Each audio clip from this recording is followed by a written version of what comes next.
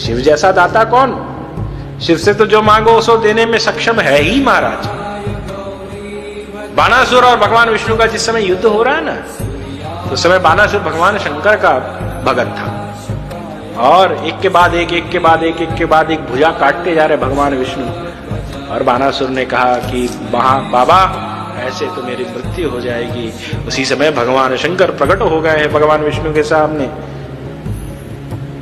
खप्पड़ लेकर के और कहा है कि दान दो। भगवान विष्णु ने कहा अभी क्या दान दे, युद्ध भूमि में तुमको दान चाहिए, अभी क्या दान दे? तो उस समय कहा है कि नहीं, हमें अभी ही दो, अभी ही चाहिए, दो।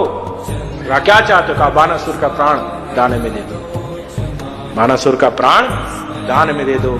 भगवान विष्णु ने दान दिया। इसीलिए बानासुर जिस समय भगवान शंकर के धनुष को, पिनाक को देखा है ना, तो कहा अरे ये तो गुरुदेव का धनुष है, यदि इसको हम स्पर्श कर लेंगे तो गुरु की अवहेलना हो जाएगी, ये मेरे औकात के बाहर है। इसलिए बानासुर चला गया है। शिव जैसा दाता कौन? शिव से तो जो मांगो सो देने में सक्षम है ही महाराज।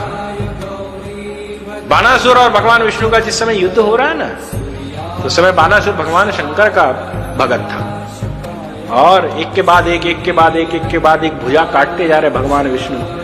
और बानासुर ने कहा कि बाबा ऐसे तो मेरी मृत्यु हो जाएगी। उसी समय भगवान शंकर प्रकट हो गए हैं भगवान विष्णु के सामने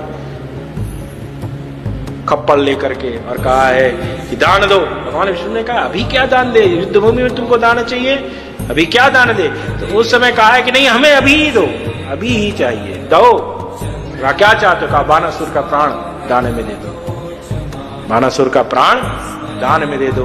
भगवान विष्णु ने दान दिया। इसीलिए बानासुर जिस समय भगवान शंकर के धनुष को, पिनाक को देखा है ना, तो कहा अरे ये तो गुरुदेव का धनुष है, यदि इसको हम